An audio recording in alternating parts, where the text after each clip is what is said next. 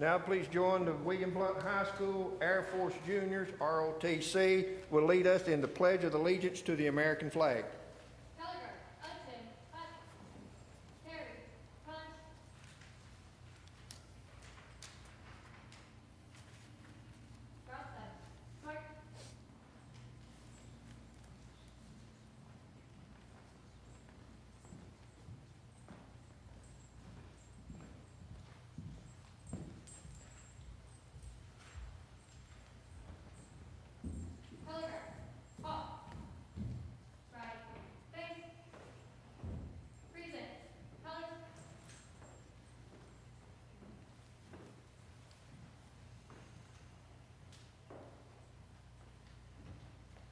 I pledge allegiance to the American flag of the United States of America and to the republic for which it stands, one nation, under God, indivisible, with liberty and justice for all.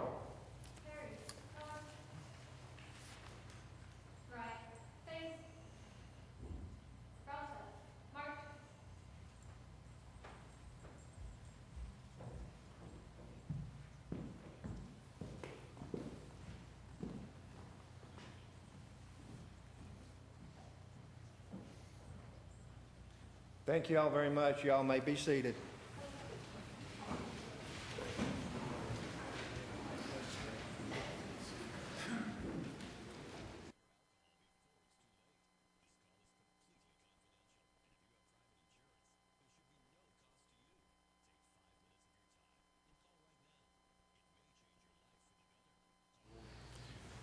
I'd like to welcome everyone to the September 18, 2014 Blount County Board of Commissioners meeting.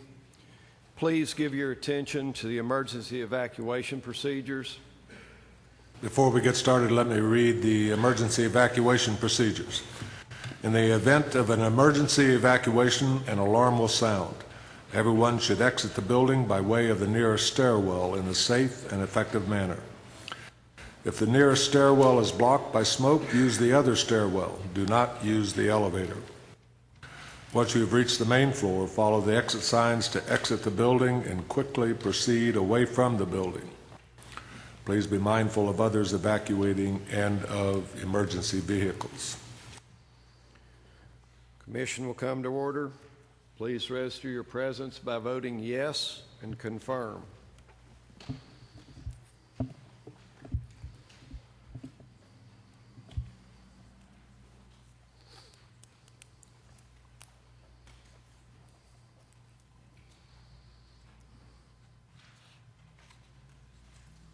You have 20 present, 1 absent. You have a quorum. 20 present, 1 absent. Chair will now stand for a motion to set the agenda. Second. Commissioner Lewis moves. Commissioner Carver seconds. Pending motion is to set the agenda as published. Are the members ready for the question? Vote yes to set the agenda.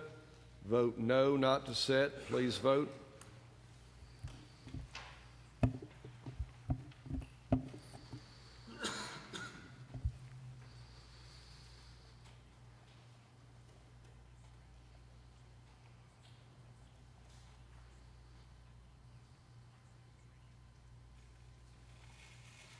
You have 20 yeses. 20 yes, 1 absent. The agenda is set. Next item of business is item B, the consent calendar. The chair will stand for a motion to approve the consent calendar. Motion to approve the consent calendar.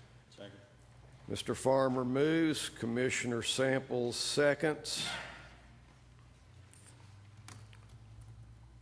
The pending motion is to approve the consent calendar. Commissioner Monroe, you're recognized. Thank you, Mr. Chairman. Do our rules require that the notaries and the deputy sheriffs go through the agenda committee first? Because they weren't on our meeting last week. Mr. Clerk. Commissioner, we've never done that before. If you'd like to do it, the only problem with that is that will back up the time it takes to apply for a notary. That basically moves that back a week. and some people in the past have objected to that much time. Do we need to vote to suspend the rules to do that properly then? That's one of those items that's a constant item that comes every month. If you'd like to do that, that's fine, whatever you want to do, sir. Commissioner, Well, are we going to allow this? Are we going to allow things on the commission meeting that have not gone through the agenda committee? I think we need to set a pattern.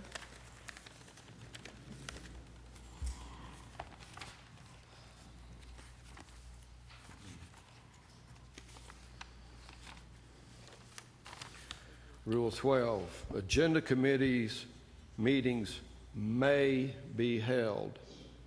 Therefore, an agenda committee meeting is really optional.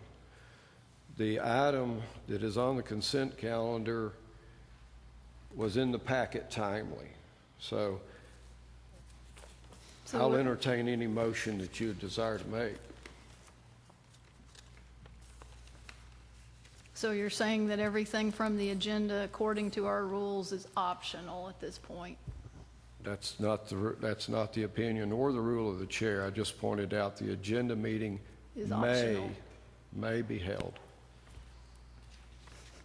So in a nutshell, then we don't even have to have the agenda Did I hear a meeting. motion?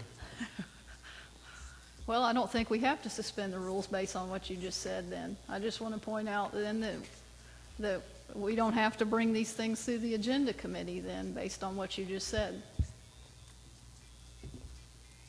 So we can go ahead and vote. I just want the commission, this board to be aware of that.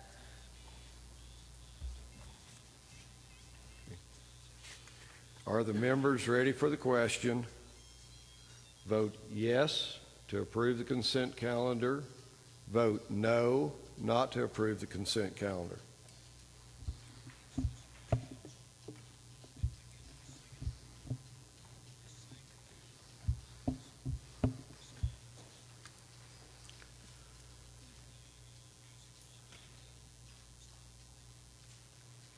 You have 20 minutes.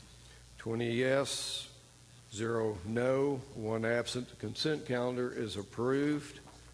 Agenda item C, public input on items on the agenda.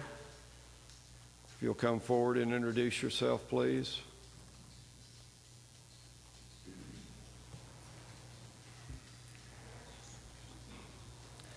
Thank you. I'm Linda King with Citizens for Blount County's Future, District 4, and I'll be speaking on the campgrounds and also the grant for the Justice Department. First off, there was no public hearing for campgrounds in front of this group of commissioners. So is a vote even legal tonight, or does it have to come before all of you so you can hear the public? Next, I believe in private property rights and the owner's right to do as he wishes with his land. However, I also believe in not harming your neighbors, not causing a devaluation of his property, and certainly not taking away his quality of life. If you build next to an airport, you have no right to complain about noise. They were there first. If you build next to a garbage dump, you shouldn't complain about the smell. But when you build in a residential area and expect peace, quiet, and serenity, you have a right to have input into a commercial business becoming your neighbor. I remember the planning commissioner, though, that said, we need a place for migrant workers. This campground resolution has so many flaws and unanswered questions. Who will monitor lengths of stay? How close dumpsters are to adjoining properties? Lighting, noise, congestion, and so on. Who will pay for turning lanes required for these motorhomes and trailers? Will the expense fall on the taxpayers or on the business owner? Has anyone measured some of the large motorhomes? They can be 9 feet wide with extended mirrors on each side. Can they actually pass on an 18-foot road? Will they push a school bus onto the soft shoulders? The Planning Commission needs to address these issues fully. Lastly, we also deserve some answers to the guidelines that will be followed in the use of surveillance equipment requested through the grant. Our federal government has proven that surveillance authority can be abused and misused. What are the parameters, and who and what will come under the local surveillance program with this surveillance van? Thank you. Anyone else? If you'll come forward, please, sir. My name is Keith Miller. I'm in District 4. I'd also like to comment on the agenda item F, new business, number 3, the grant application. This has to do with accepting approximately $35,000 in grant money for, among other things, updated software for the sheriff's surveillance van. Now, these days, with the NASA surveillance scandal and this business of mysterious cell towers, anything that is described as surveillance by law enforcement or anybody else bothers me. I recently read about local police cruisers having the equipment to check car and driver information just by rolling through a lot of parked cars. No probable cause involved. I read in yesterday's paper of grant money being given to, among others, the Maryville Police Department. One of the uses of this money will be to finance roadside checkpoints. Roadside checkpoints are another thing that bothers me. No probable cause. But motorists are nonetheless stopped and not permitted to travel freely. Getting back to the grant money, for the surveillance van, are we talking about, for example, face recognition software when we talk about updating software, identifying bad guys, as well as pulling up information on innocent citizens? Also listed as one of the uses of the $35,000 grant is funding for a national conference training for 3 investigators. Will this training include presentations which portray veterans, Christians, and gun rights advocates as the enemy? My view is that this grant approval should be tabled until more detail is given on how the money will be spent. Thank you for your kind attention. Anyone else?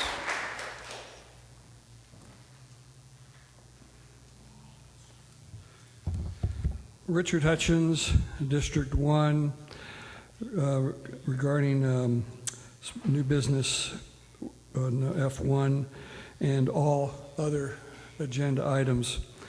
4 years ago, I addressed the new commission board and encouraged them to rise above a small-minded, big ego politician and strive to accomplish and become statesmen. I can honestly say that at least Mr. Crawford, I respectfully gave him that award several months ago because I do believe that he got it. I hope that the new board will seriously reflect on why they want to be a commissioner. What is it that they want to accomplish? What is it that causes them to do public service? And now I'm going to speak on the park or the zoning. There may be questions asked. Linda King asked some relevant questions. There may be other questions that will come from other commissioner board members. As statesmen, I would ask that you reflect on those questions. And until you're satisfied with honest answers, that's what's doing your job. Not rubber stamping, not trying to get through the agenda as fast as you can, but take seriously your responsibility to look after so that we have good government that represents all the people fairly and equally. If you do that, maybe in the next 2 to 4 years, I might be able to stand up and say, you got it. You are a statesman. Thank you. We need more. Thank you very much. Anyone else? Seeing no hands, the next item, there's no, please come forward.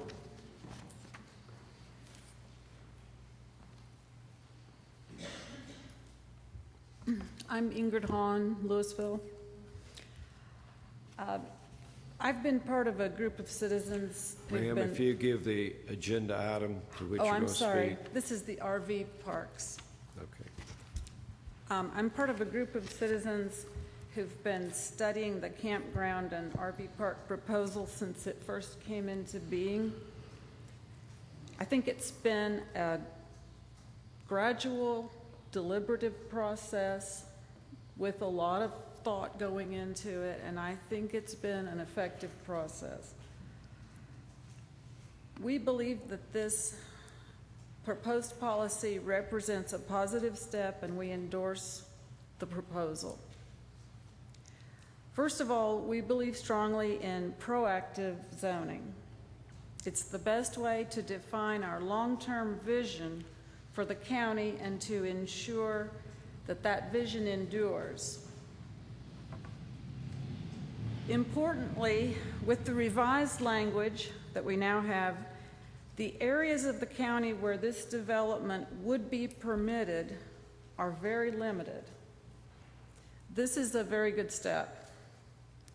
If we are going to permit RV parks, they need to be located in appropriate zones.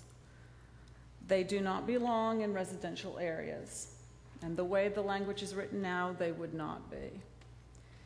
By clearly defining areas where we could have these parks, a lot of the other concerns people have will be mitigated. And don't forget, every new development request, regardless of if we have the zoning change or not, has to bring a site plan to the Planning Commission for approval. The Planning Department and the Planning Commission and the commissioners in the County Commission, have listened to the concerns of the public and of commissioners, and over time, the policy parameters have been modified, and we believe they balance the interests of residents with those of developers. Thank you. Anyone else? If you'll come forward, please.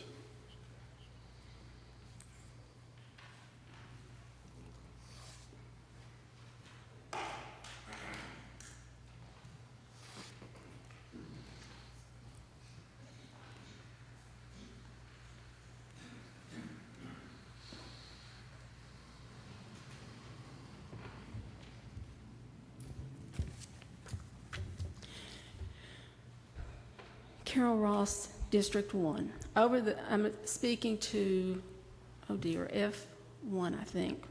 Over the last 5 years, these regulations have improved. I am, however, asking this commission to vote no and send these regulations back to the Planning Commission.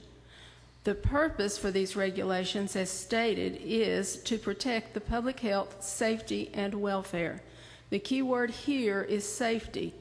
Based on this, I would ask the Commission to take a close look and consider the safety of 129 North and Old Tuckaleechee Road around the southern boundary of Townsend, especially for RVs and if they are passing. It is possible that these locations could be safely accessed as campsites or camping cabins, and cars and pickup trucks could safely access these sites, but not RVs. What is the county's liability in case of an accident if these regulations are passed as is? One change states the reduction of allowable consecutive days of stay from 210 days to 60 days. This, however, applies only to RVs and in no way limits the total number of days. The definition for transit in other parts of these regulations is defined as any person who exercises occupancy or is entitled to occupancy of rooms, lodgings, accommodations in a hotel room, or campground for a period of less than 30 days. It seems the person staying for 60 days needs a new term, or the number of days needs to be reduced to 30. Possible wording might be a total of 60 days in a 365-day period, a period of less than 30 days at any one stay, a minimum of 30 days absence between stays. No stay limit is set for campsites or camping cabins. In the past, documentation has been shared showing that some areas that failed to set stay limits began to have problems with drug dealings and other misconduct. I would propose the setting of a 2-week limit at any one time and a total of 100 days with at least 1 week of absence between each stay during each 365-day period. Section 5H, it states any site plan shall address garbage service, particularly if common receptacles are used, in which case screening of receptacles shall be required. However, pickup and location have no standards set. Section 2B, Part 1, recreational vehicles owned by the owner of the campground to house seasonal camp workers shall be exempt from the stay requirement. I would hope that these workers would be Blount County people, and requiring them to live off-site is one way to facilitate this. Thank you, Ms. Ross. Anyone else? You'll come forward, please, sir.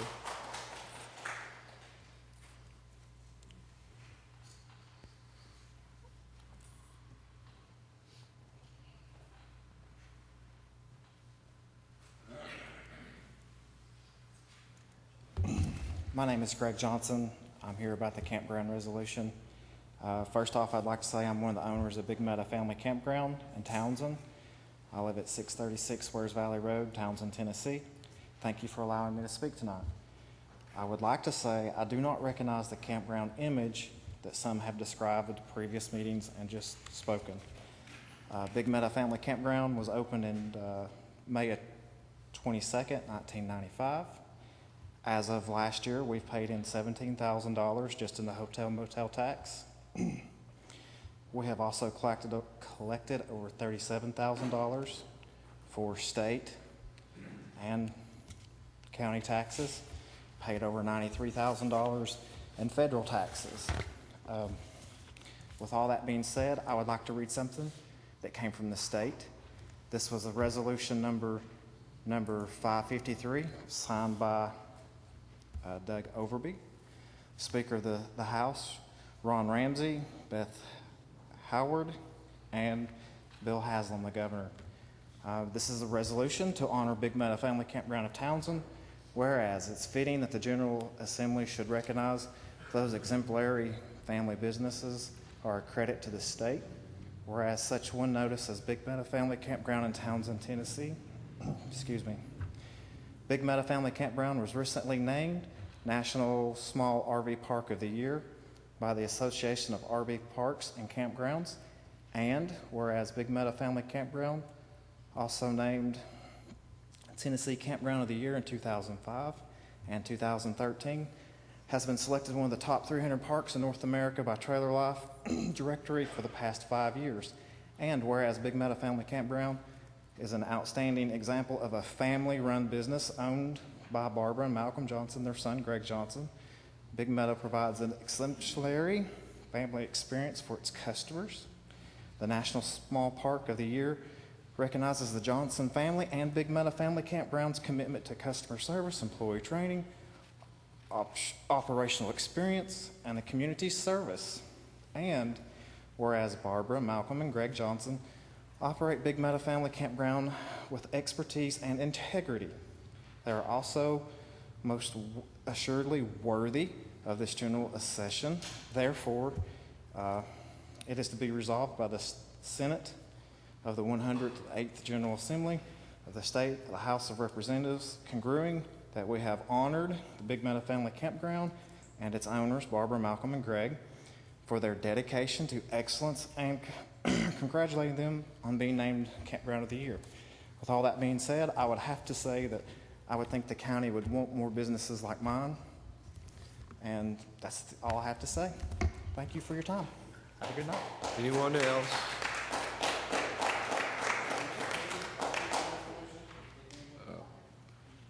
With the secretary downstairs. Thank you.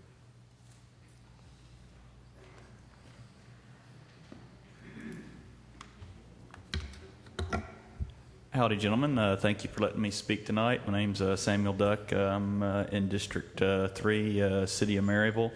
I want to speak on Section F3 here.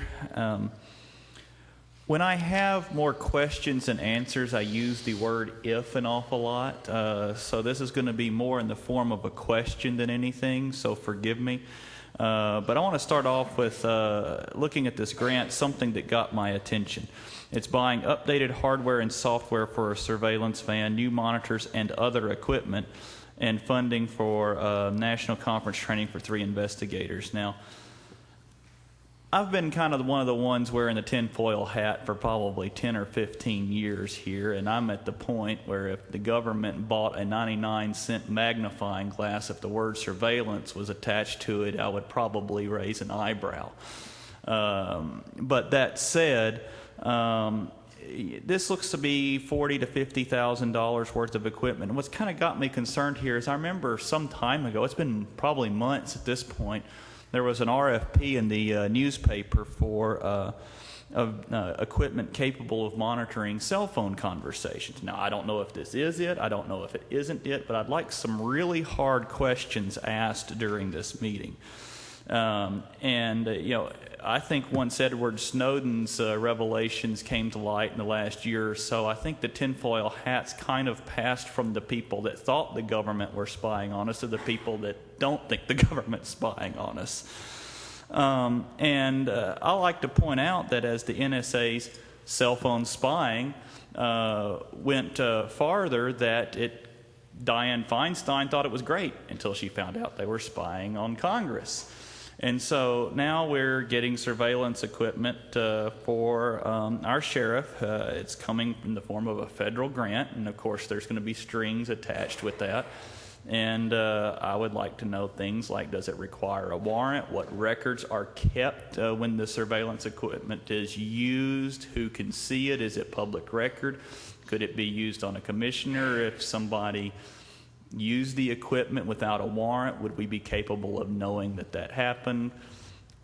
Ask a lot of questions. If this is what I think it is, I would not like to see us get this grant. If it's something else, then my opinion may differ a little bit. I don't know, but be very wary here. Surveillance is getting too far, top to bottom, federal, state, local. This is federal money. You know they're going to have their fingers in it. Y'all have a good one. Anyone else? Thank you, Mr. Chairman. I'd like to follow up on Mr. Duck's comments. Harry Gracian, District 9. While we're on F3, I believe the grant did not specify the 25% matching that normally accompanies these kinds of grants. I'd like to have that clarified. And if we are using Blount County money, that Mr. Duck's questions be advisedly answered in a public meeting so that we can know how our rights are being violated by our elected officials. Secondly, I'd like to put an exclamation point on Mrs. King's comments earlier. I too was in attendance in a county planning commission meeting 4 or 5 years ago, where the discussion of how are we going to accommodate for immigrant workers in Blount County if we don't have campgrounds to house the temporary itinerant workers. I think that the fact that the issue of cabins and the length of stay in cabins with toilets was not addressed in the regulations, nor are tents addressed in the regulations, seems to be a blatant disregard of the responsibility. Also, there's no subject to how these codes would be enforced. Do you intend to enforce the codes? You have a 60-day limit on RVs, but you don't say, how many 60-day periods you would have in 1 year. It's an embarrassment, Mr. Chairman. The criteria that you placed in this regulation is an embarrassment to the people of Blount County who've been coming to you for 5 years to try and get you to control the use of these campgrounds, and you've ignored our request. Thank you, Mr. Chairman.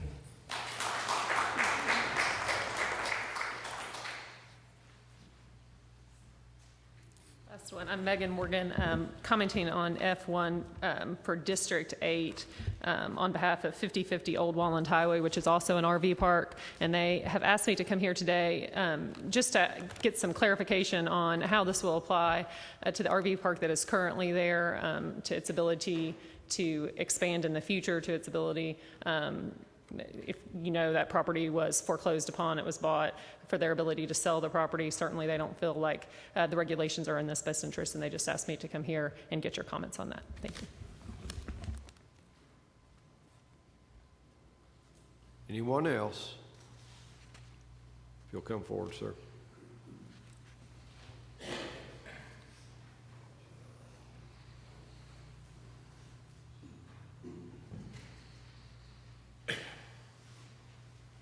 People, I live in Blount County all my life. Your name, yes, sir. Your name. Please identify yourself. I am Chub Bryan, better known as, I guess, Chub. My name's Charles. I live on the Old Niles Ferry. The voters of Blount County put you guys in. I don't envy any of you, but I appreciate all of you. You have a big decision to make. What is the best for Blount County? You know, I'm not going to stand here and try to argue, you know, either way.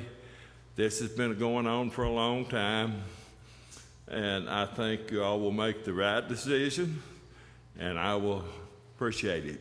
Thank you. Anyone else? There's no business under items D and E. The next item of business is F1. The chair will stand for a motion on item F1, Resolution 1408-016, to amend the zoning resolution of Blount County, Tennessee, adding new requirements for commercial campgrounds and recreational vehicle parks, and allowing such as special exceptions with specific limitations in the R1, Rural District 1, and R2, Rural District 2 zones, and applying the same requirements in the suburbanizing zones. Moved by Mr. French, seconded by Commissioner Stinnett. The motion is to adopt Resolution 1408-016. Commissioner Monroe, you're recognized. Thank you, Mr. Chairman. The question keeps coming up to me whether or not the county has increased liability on our roads for this. I mean, I understand now that we have some liability already. If we approve this and an RV goes down one of these 18-feet roads and causes an accident, a car meets them, a 9-foot RV, 1-foot mirror sticking out, causes an accident, is the county going to be held in a greater level of financial liability than we currently are for our roads? Can anyone answer that? Mr. Lamb is here. Would you like to speak to that?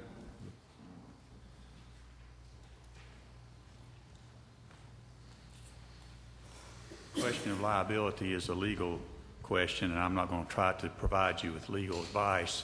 However, I would point out to you that RVs are traveling these roads anyway. Right, I agree. And I don't know that this would increase any liability because they're there already. Well, please, Mr. Lamb has the floor. That's all I got to say there. Commissioner Monroe, you're recognized. I certainly agree. It's been pointed out to me that possibly that could increase our liability. And I don't have the answer. I'm just wondering if anybody does. And then I have something else. 5J, this is what bothers me. There's one word in this resolution that creates great problems for me. It's the second sentence. It says, all campgrounds should conduct business in accordance to any existing noise law within the county. It says should. It does not say shall. The sentence prior to that, dealing with lighting, says shall. If we pass this as it is written, are we making noise ordinances optional in campgrounds? Because the use of the word shall is throughout this plan except for that one sentence. At that point, are they going to be able to have rock concerts? Because we are basically giving them, with the use of the word should, the option to comply with noise ordinances. Is that a question? I'm throwing it out there for the commissioners to think about. I'm afraid that that one sentence it becomes the Achilles heel for this resolution. Commissioner Daly, you're recognized. Yes, I have questions too. State your question. I'm sorry. State your question. Save it. State. Present your statement, your question. Okay. Several. There's also a word used when they're talking about the location. It says generally 321 corridor and 129 corridor. Now, I don't know what exactly corridor means. Could you explain what generally 321 and the other two roads mean? Mr. Lamb, you're recognized. That was a general statement of a location. The sentence that follows that gives you the specific location criteria. So that only says it was a corridor. The corridor of 321 is the whole of 321. You're going to limit it to a certain area in 321. So the sentence following is the one that's specific.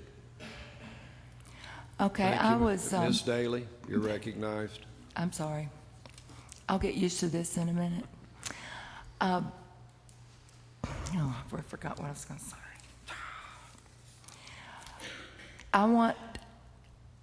Someone else was looking at this, and they interpret it differently.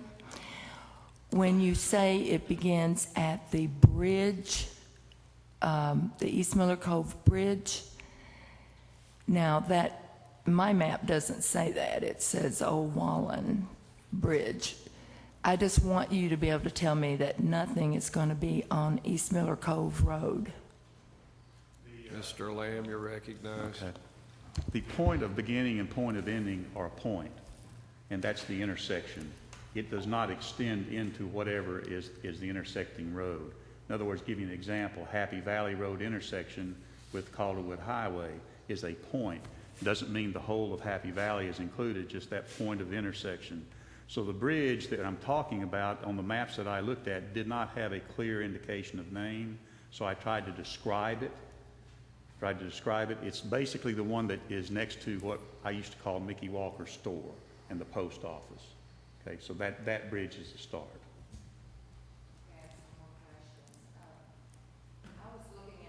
Ma'am, you're not. You seek the floor. You're recognized. Thank you. On the lighting, it was a little confusing to me.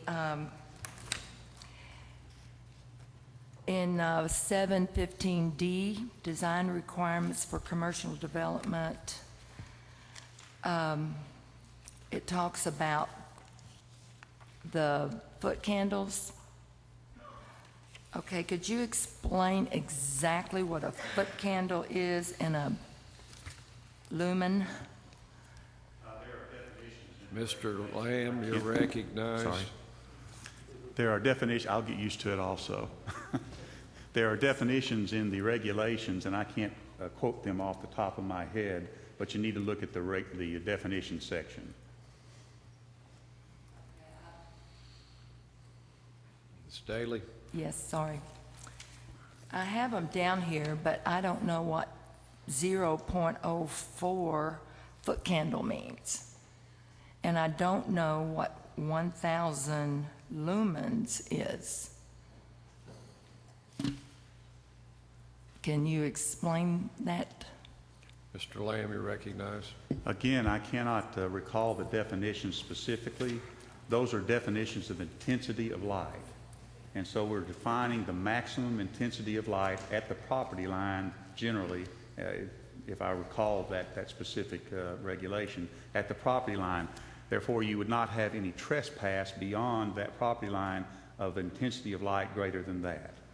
So what you're doing is keeping the light basically in the site itself, trying to keep it pointed down to the ground and not trespassing onto other property. Staley, you're recognized. Thank you. So this is on the border of the campgrounds? No. Mr. Lamb. Well, the internally, you can light it all you want. Right. Okay. It's the external effect that you're looking at. What you want to do is limit the external effect of lighting on surrounding property. So you set a limit, you set a standard. So at the property line, you can have up to that number of lumens or foot candles. Beyond that, you cannot. That means the next property over is not adversely affected or is mitigated. Question. Ask the question. I noticed these regulations apply to the suburbanizing areas also. So if you have a house with 1/2 acre and you're right next to the campgrounds, you're still going to be able to see the lights, correct? Mr. Lamb. Yes, it's like a neighbor that has a light on their porch. You'll still be able to see their light also. But you're setting a maximum standard at the property line. Another question. You're recognized. If you'll, I will turn your light on. Thank you. Thank you. When you talked about size, I'm still having a problem with there being no cap on the size. And this is in the rural areas, R1 and R2, and the suburbanizing areas.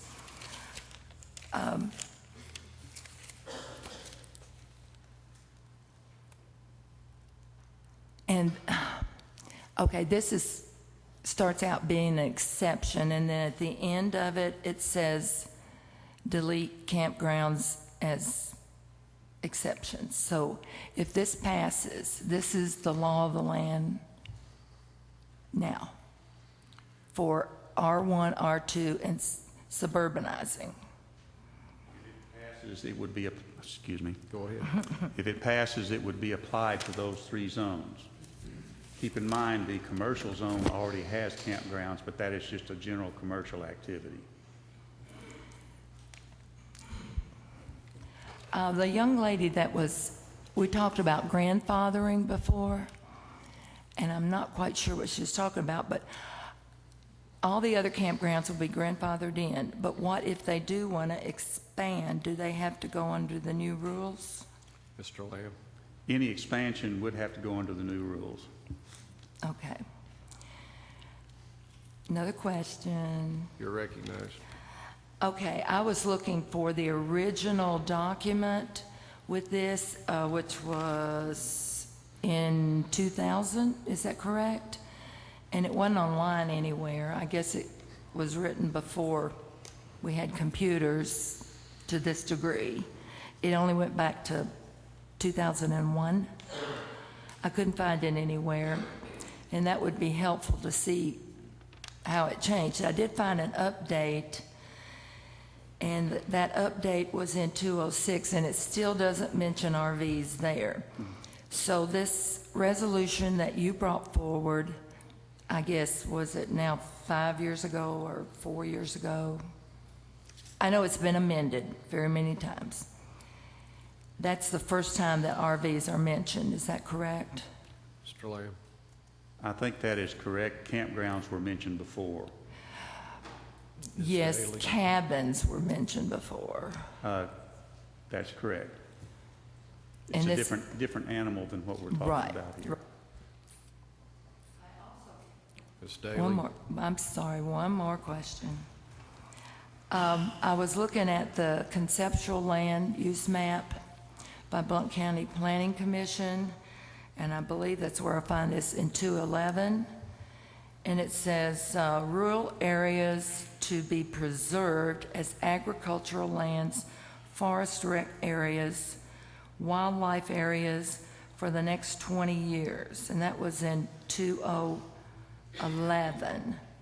So does this mean that y'all have changed your mind about about sticking to this?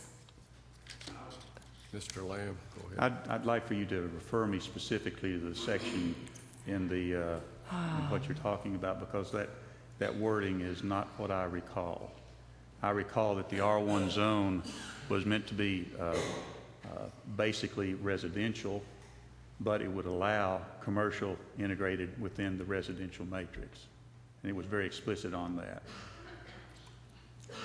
Ms. Daly? But in this document, you're talking about Rule 1 and Rule 2. Mm-hmm. Well, I'm pretty sure it was in I've got it down at 211 in conceptual land map use by Blount County Planning Commission. And I am sorry that I didn't write down exactly. This was a mission statement. It doesn't identify it as a mission statement, but it was you don't know what I'm talking about. Well, first off, we adopted the conceptual land use plan in the year 2000, and it has not been amended since then. Okay. So I'm not sure what the 2011 land use plan you were talking about. I'm not sure what the reference is. Ms. Daly, I go think ahead. it was in the zoning. It wasn't in the planning, it was in the zoning. You don't know? Okay, thank you. I really need to know the context of what you're quoting there. Ms. Daly. Thank you, Mr. Chairman. I still have the same concerns that we addressed in the agenda meeting concerning the deceleration lane and the potential based on the wording that's here in what's that B4, 5B4. The wording there that says that a deceleration lane may be required, but doesn't have any kind of notation of who would be responsible for that. And I have concern that the taxpayers could be asked to build a deceleration lane for a new business that might come up. And is this something that could be done if we were to postpone this, or put some wording there that we could make sure that we're holding the developer responsible rather than it being a general statement? Mr. Eckert, that was asked and answered in the agenda committee, but I'm going to defer to Mr. Lamb to cover that one more time for us. Mr. Lamb, if you would, please. Let me give you a few options. In fact, let me give you a whole slew of options here. We discussed in the agenda committee that you could approve this as is and amend later. That could be amended later. You could disapprove it as is, and you would kill it for 1 year, at least. It might kill it forever. You can defer it if you need more time to consider it, but if you do, or you want to modify the form before referral back to the PC, if so needed, you need to be specific. And I really appreciate everyone here being specific about what you're concerned with. And I've been taking notes. Took notes at the meeting. I've taken notes tonight also. So if you have concerns, you could defer it, or you could refer it back to the Planning Commission with specific guidance as to what you want to see changed. So yes, it can be changed. I don't think you can change it unilaterally here tonight, because you can only vote on what was presented to you in public hearing. Okay? So I don't think that can be changed, but you can request that it be changed, send it back to the Planning Commission, have them re-recommend it to you in whatever form they see as appropriate, and then take action on it. Did that answer your question? It can be changed. Yes, sir. Thank you. Mr. Eckert. You still have the floor, sir. Okay. Thank you very much. I'm done. Thank you. Commissioner Melton, you're recognized. Thank you, Mr. Chairman. John, as of right now, I know we've had this for, 2.5, 3 years, back and forth. 5 years, okay, I lose track of it. Right, as of the present time, if I had 10 acres out here, could I put a campground in? You could in the suburbanizing zone as a special exception, by reference to those uses that are allowed in the C commercial zone, but it would be limited to arterial and collector status roads. So yes, you could in one zone. You could in the R2 zone if you had 10 acres or less. Quite frankly, there's no limit on that in either the suburbanizing or the R2 zone. In the R1 zone, we had it before and it was taken out. So if you're in the R1 zone and you want to put a campground in now, the answer is no. Commissioner Melton, you're recognized. I've got some other questions here, Mr. Chairman. Ask the question. I think this is needed. I've been dealing with it for 5 years, you say. The only problem, I do have a problem, I wish y'all would consider it, and I'm not requesting it right now because I don't want to get into that. But I have a problem with B, where it says a recreational vehicle shall not remain in a recreational vehicle park for more than 60 consecutive days in any 365 days. What would keep a person from moving after 60 days, moving a vehicle out, and the next day moving back in? Mr. Lamb. Excuse me, it's 60 days within 360 days. So if you've used up your 60 days, then you can't come back until within that 360-day period. You could go to another campground, but you couldn't come back in. Mr. Melton, you're recognized. Who's going to be policing this? Mr. Lamb. The building commissioner is the one who is in charge of enforcing zoning. Okay. I have another comment, Mr. Chairman. I have a problem with a gentleman or someone, people going out here and taking 10 acres, developing it into a campground. And we, as a county, telling them that they can't rent a space more than 60 days. It's a business. I think in my opinion, I don't like the idea of a county making a ruling that he cannot keep anyone over 60 days because that man's got a business. He's got to pay his bills and everything like that. And then I understand other thoughts that have been brought into it too, because they don't want people staying there all the time.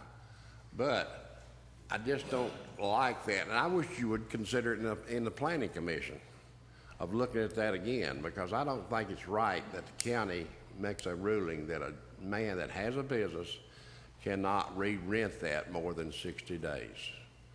That's the only comments I have. Thank you, Mr. Lamb. Commissioner Crowe, you're recognized, sir. I think my question was answered, but I want to make sure it's clear for me.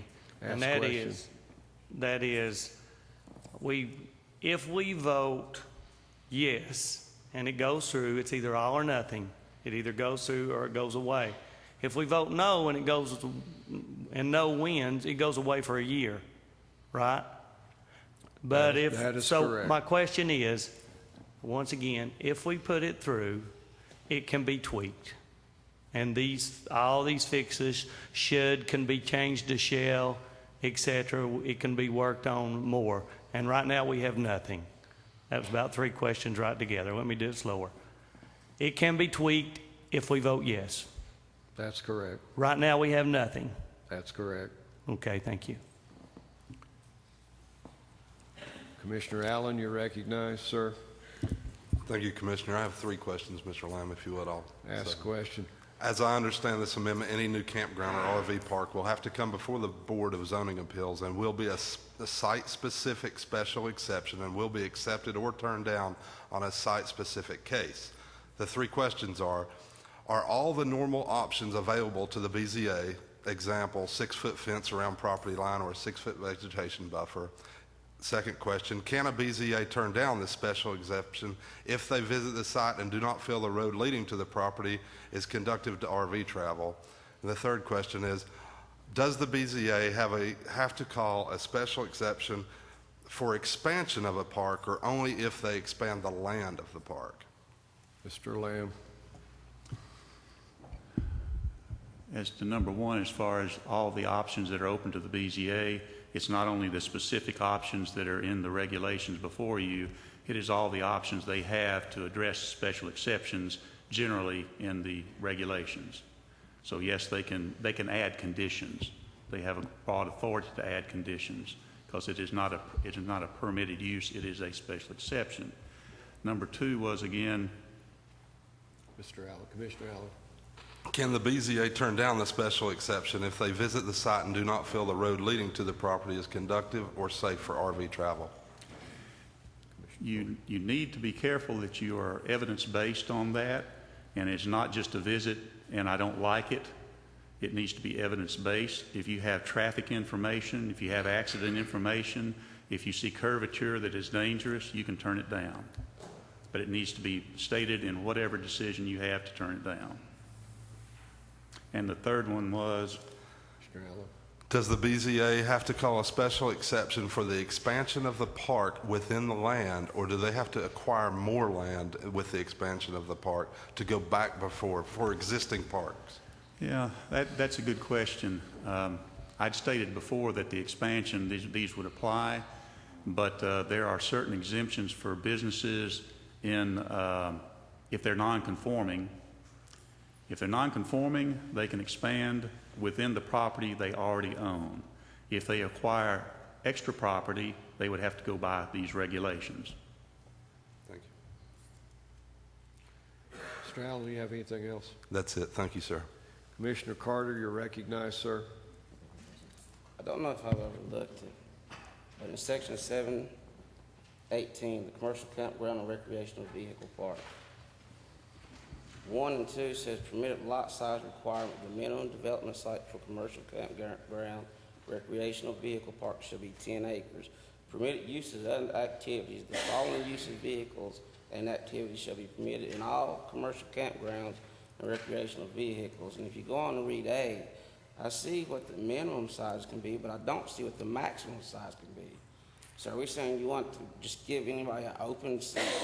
Like how many acres is the max size that this can be contained in? There Mr. is no Lamb, you're maximum. recognized. You want to repeat the answer? There is no maximum. Thank you. So we're not capping how much land can be made. 10% of 100 acres is not that much. 10% of 100,000 acres is a lot. Another question is this all commercial land or is this residential land? Mr. Lamb, you're recognized. This is land that is zoned, let's say for the general sake of discussion, R1, which is Rural District 1. Rural District 1 is predominantly residential. That's the expectation.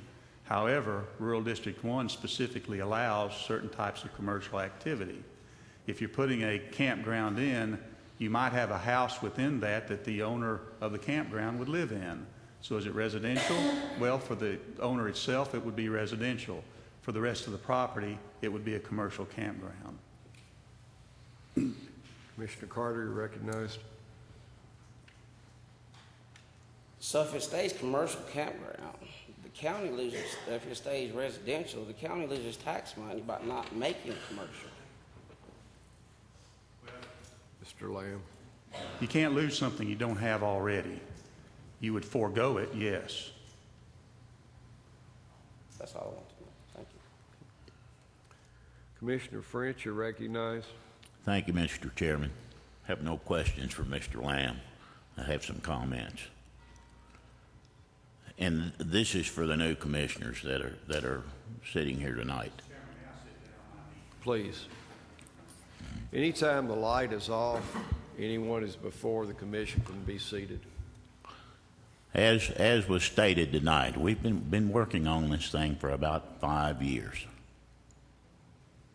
The Planning Commission meets on the fourth Thursday of every month. I find it a little facetious that some people showed up at the first meeting and haven't been back since, and with suggestions.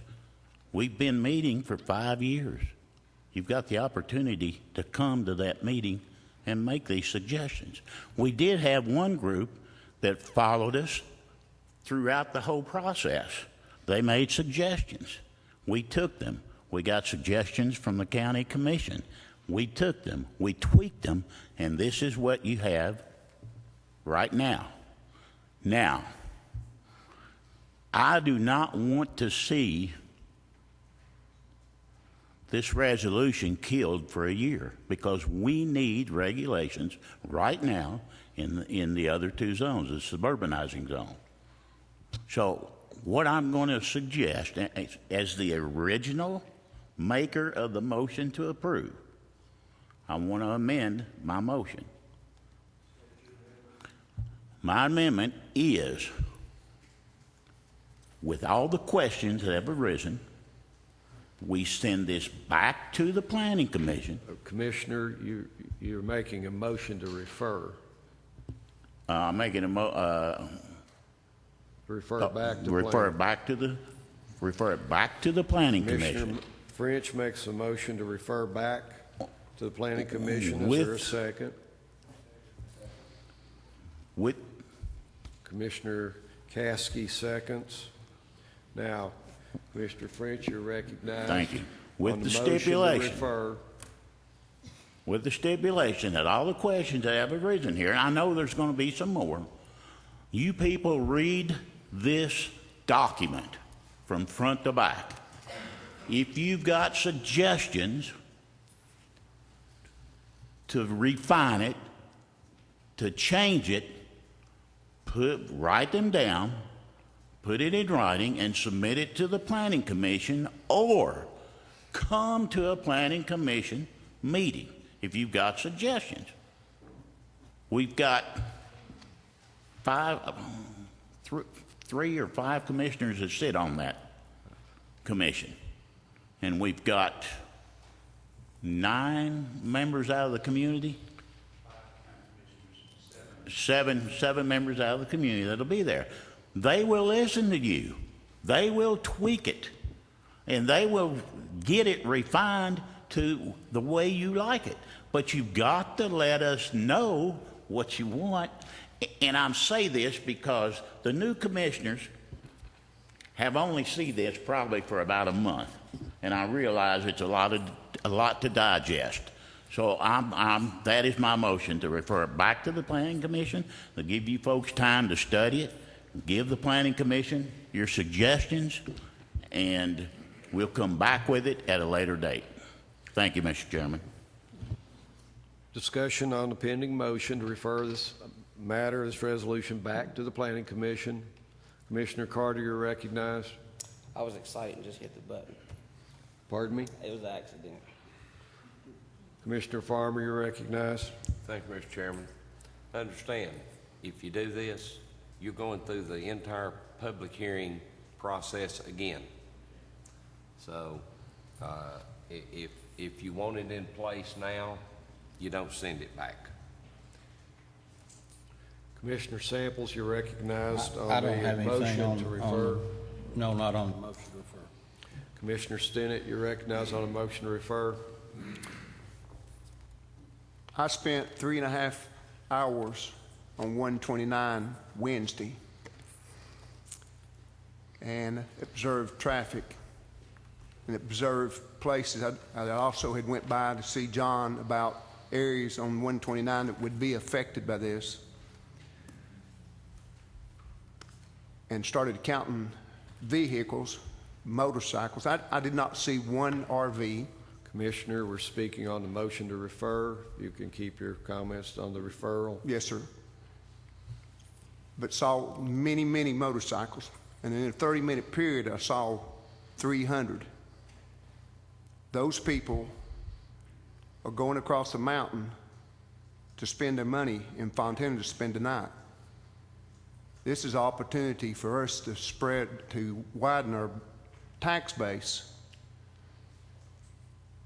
And I think we're giving our money away to other people, but not allowing someone to develop property so these people can have a place to stay.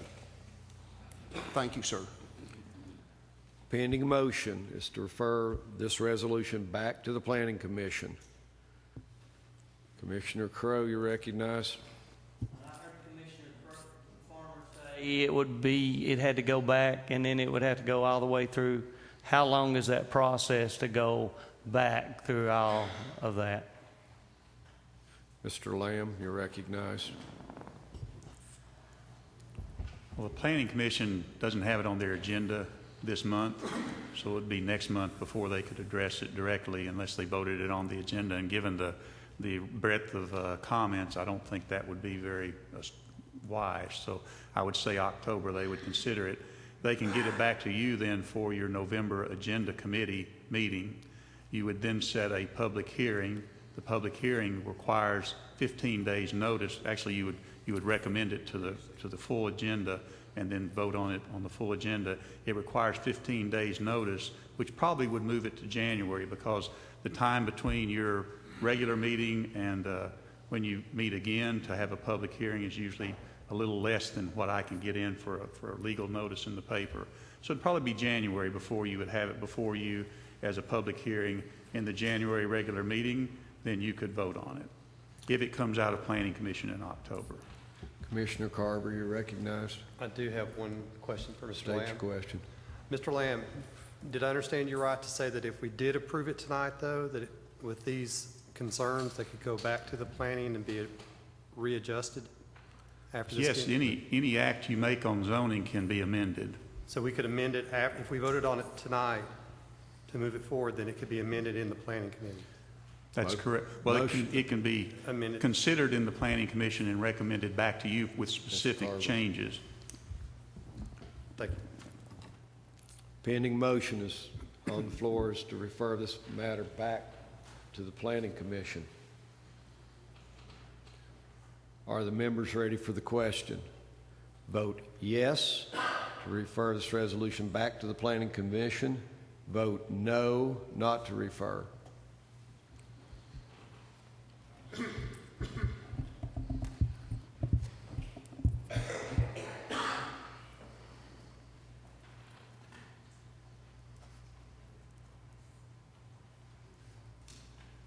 have 10 yeses, 10 noes. 10 yes, 10 noes, 1 absent. Motion fails. The pending motion is to adopt Resolution 1408016. Are the members ready for the question? Vote yes to adopt Resolution 1408016.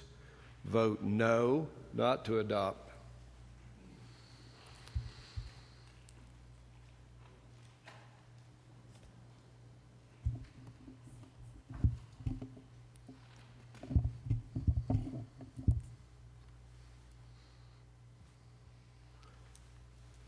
You have 13 yeses, 7 noes, and 1 absent. 13 yes, 7 no, 1 absent. The resolution is adopted.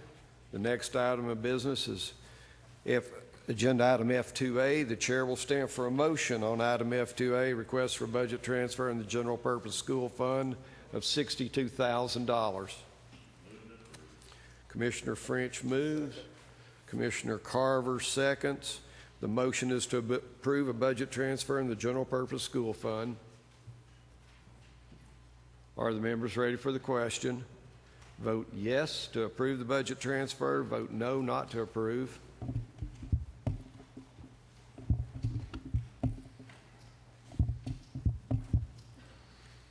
have 20 yeses. 20 yes, 0 no. The budget transfer is approved. The next item of business is F2B. The chair will stand for motion on item F2B, Resolution 1409002, to amend the general county fund budget by $68,752. Mr. Chairman, the next two items are the same issue. I'd move B and C. Commissioner Samples moves items F2B and C, and Commissioner Lewis seconds. The motion is to adopt Resolution 1409002 and 004. Are the members ready for the question? vote yes to adopt the resolutions. Vote no not to adopt.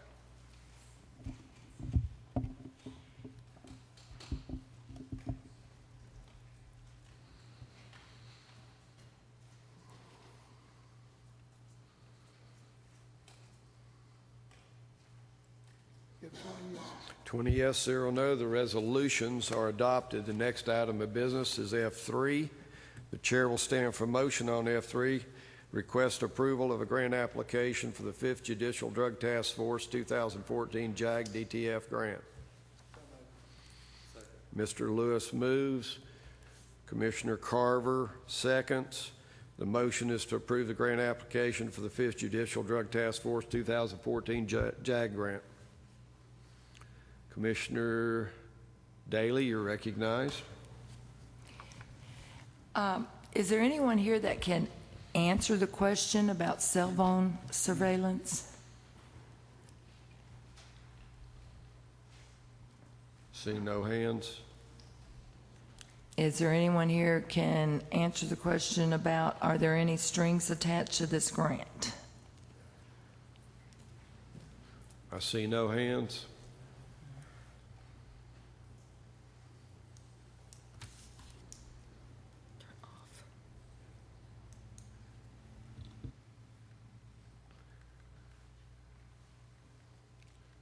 Commissioner Monroe, you're recognized.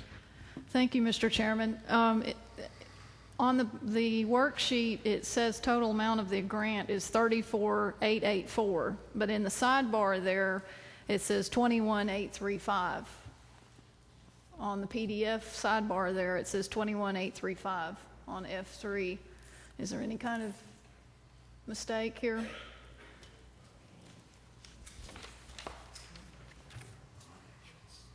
No, it's more than 25%. The amount of $21,835 is for item 2C.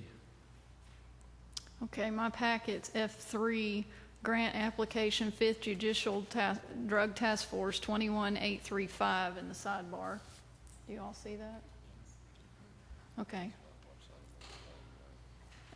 That's not, the agenda is,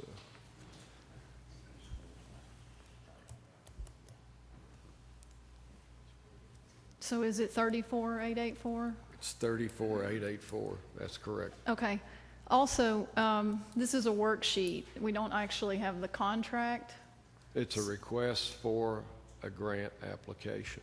Will the application have to come back to us for approval?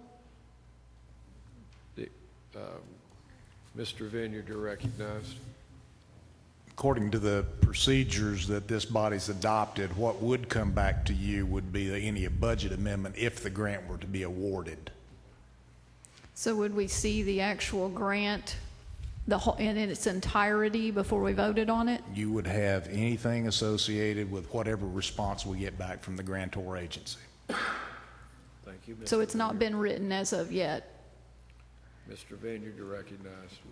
This is an application only, and this kind of defines the terms and conditions. So in this case, we're applying for a grant, and the DTF is actually providing the grant match. After some time passes, we would hear yes or no on this, and at that point in time, we would receive the money or acknowledgement that we would receive the money. We would come back to the Budget Committee and then on to the Commission for a budget amendment to spend whatever's been approved. Commissioner Akert, you're recognized. Thank you, Mr. Chairman. Is there no one that can tell us why we want the taxpayers to purchase a spy van for Blount County? I misspoke. I mean, I realize that Blount County taxpayers are only responsible for 25% of it, but we all pay those federal taxes why do we need a spy van in Blount County? Mr. Vineyard, do you wish to give the breakdown of the matching versus funds? Well, in this particular application, what I was speaking to is the general procedure that this body's approved.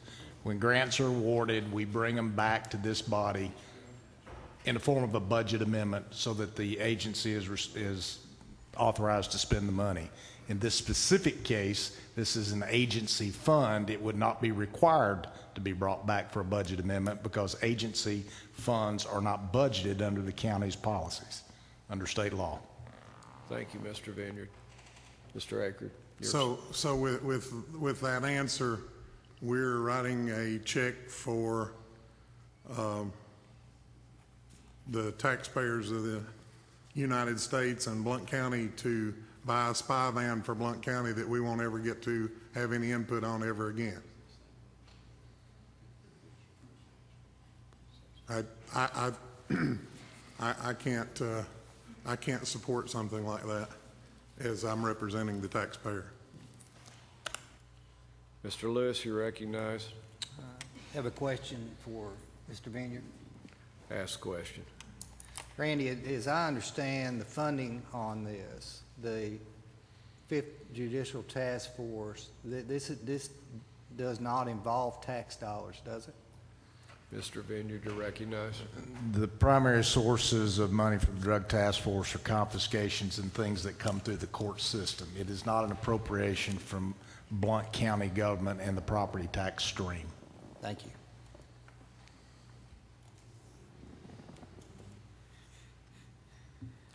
Mr. Aker, you're recognized for the second time, sir. Thank you, Mr. Chairman. So we're to believe that when our government has seized drug money, that doesn't affect the taxpayers when we spend it frivolously on a spy van. We're supposed to, that because it doesn't affect our property tax base, we still pay taxes to support all these organizations as taxpayers, as citizens of the United States. Are we to believe that we need the money because they seized it from someone and we need a spy van in Blount County because it's free money and we don't have to pay property tax for it? Is that what we're being asked to believe?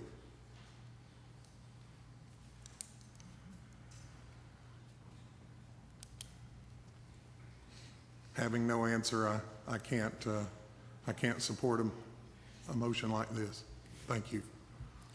Commissioner Monroe, you're recognized.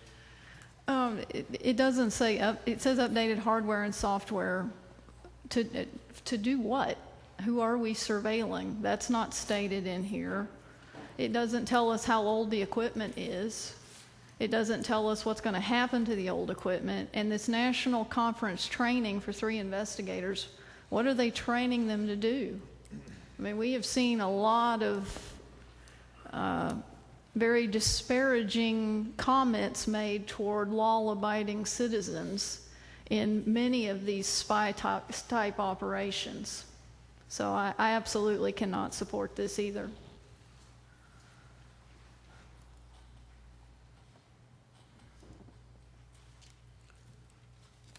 Are the members ready for the question? Pending motion is to approve the grant application for the 5th Judicial Drug Task Force. Vote yes to approve the grant application. Vote no, not to approve.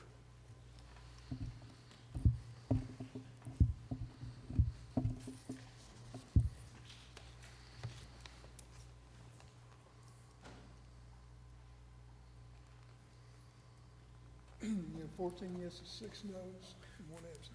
14 yes, 6 noes. Grant application is approved. The next item of business is F4. The chair will stand for a motion on item F4, Resolution 1409-003, to discharge certain committees. So moved. Commissioner Samples moves. Commissioner French seconds. The motion is to adopt Resolution 1409-003. Are the members ready for the question? Vote yes to adopt the resolution. Vote no, not to adopt.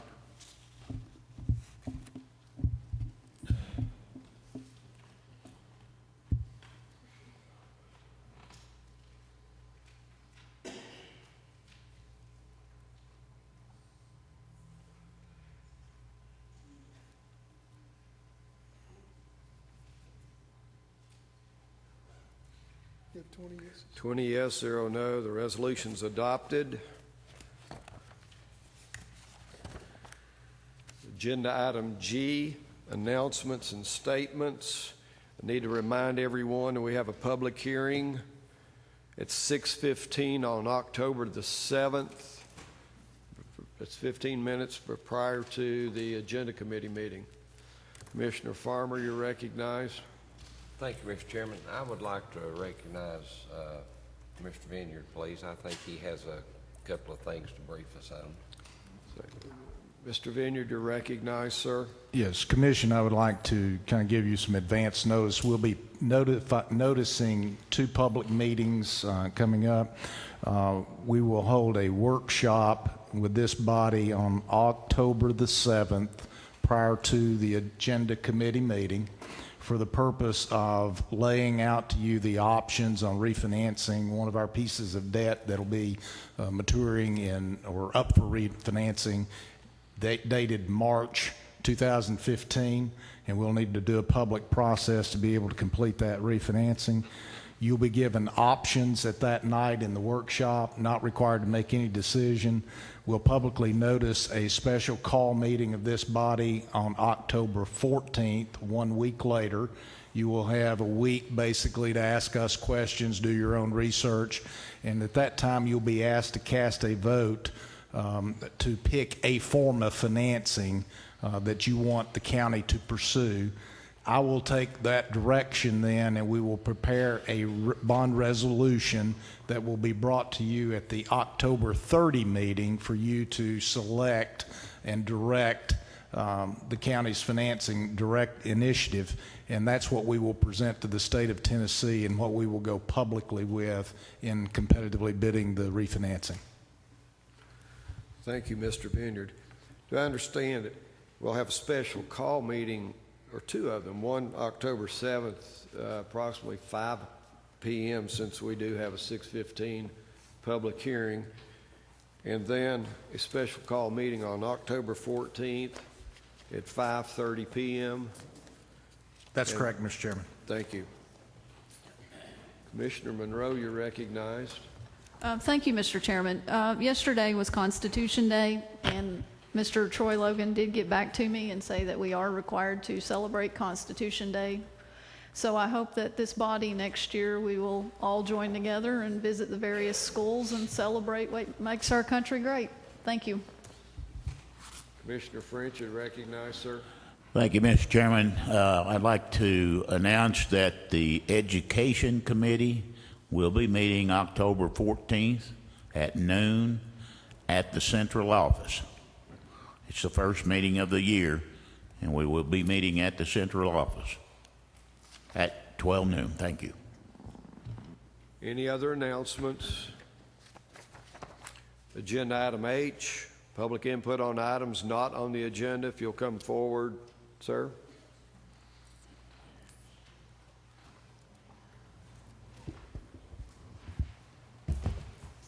I'm Jim Hinkle. I live in District 10, and I would like to take this opportunity to invite all of you to attend our Louisville, 5th Annual Louisville Oktoberfest.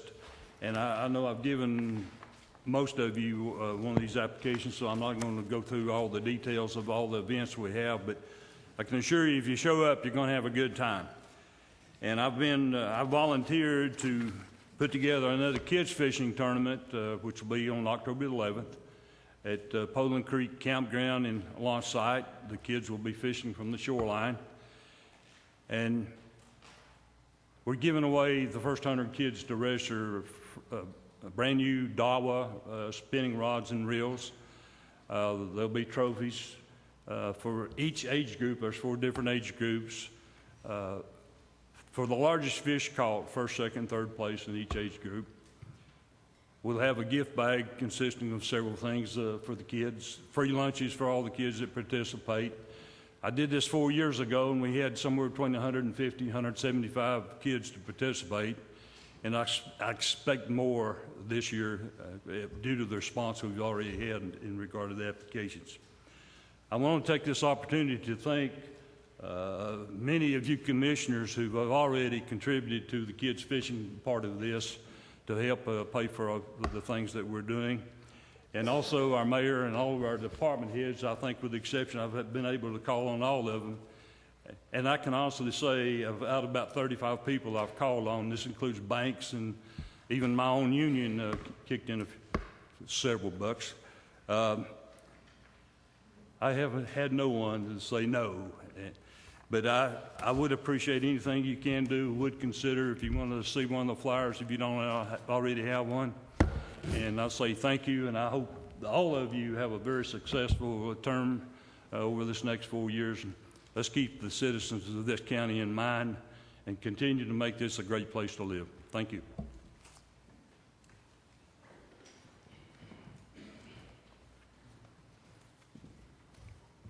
Richard Hutchins, 1st District. Two things I'd like to say. First, I'd like to thank Commissioner French for the spirit of cooperation and respect. I can appreciate the frustration this park resolution has gone on, and it's been something you guys kind of really want to get past and get over with, and I understand that.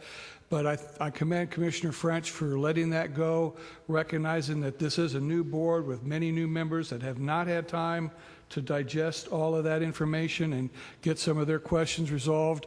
These elected officials represent the taxpayers in their district, so I commend Commissioner French for amending that and allowing the board to have that opportunity. Unfortunately, it was a draw and he lost, but thank you, Commissioner French. Keep it up. I have faith in you still. Okay, second of all, I would like to schedule a one-on-one with my 2 commissioners in my district. Mr. Carter, I have not been able to get your phone number, email address. Apparently it's not on the website. I would very much like to have a one-on-one with you as your constituent, and Mr. Archer as well. Could we schedule that here in the next week? I'd very much, so after the meeting, if you give me your phone number and email address, I'd appreciate it. Thank you for your help. Have a good day.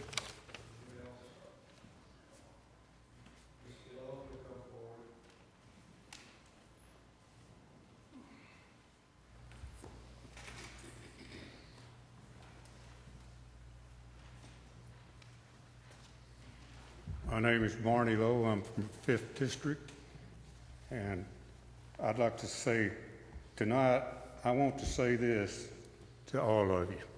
This is the first time that I have witnessed the discussion of all items on the agenda in many years. Thank you all. That's what we needed before you need to discuss these things. Thank you. Anyone else? Keith Miller, 4th District.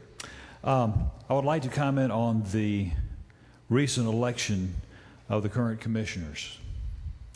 I think that in the case of what in my estimation is 5 of the newly elected commissioners, the voters sent a message. The strongest message I heard was, we don't want to hear the words wheel tax, much less have one. I also heard them say a $1,000 bribe to county employees won't keep the incumbents in office. I heard them say, control your spending and pay off the county debt. But what, in my view, the voters said most eloquently and most poetically in the last election was this: you remember that couple whose vote was rejected back in 2010? Now one of those rejected not only won a seat on the commission, but did so by a landslide in the general election. God is just.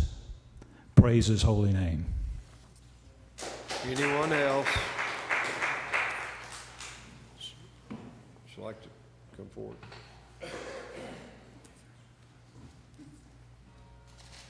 I am Helen Abbott. I live in the 4th District. Looking at the seal or the plaque behind Mr. Crawford and Chairman Moon, what do you see? 1795. 219 years ago this month, our first county commission met. They were court of pleas or quarter sessions. They were quite a powerful body. Many of our county officials still perform the same task as they did then. It's amazing that the county has made it for 219 years. Yes, at times it's had its problems, but we've survived. So well, so many people come to live here. But now they want to change us. Like in 1986, back home in Blount County, this quote comes from them. County government is constantly seeking ways to improve the quality of life in Blount County. Ironically, as more and more people are attracted to Blount County, the quality of life becomes increasingly fragile. Today, more than ever, county government must maintain a careful balance between oncoming progress and the way of life Blount Countyans hope to maintain. That was written in 1986 and back home in Blount County. Things don't change a whole lot. That concludes tonight's agenda. The chair will stand for a motion to adjourn. Without objection, we stand adjourned.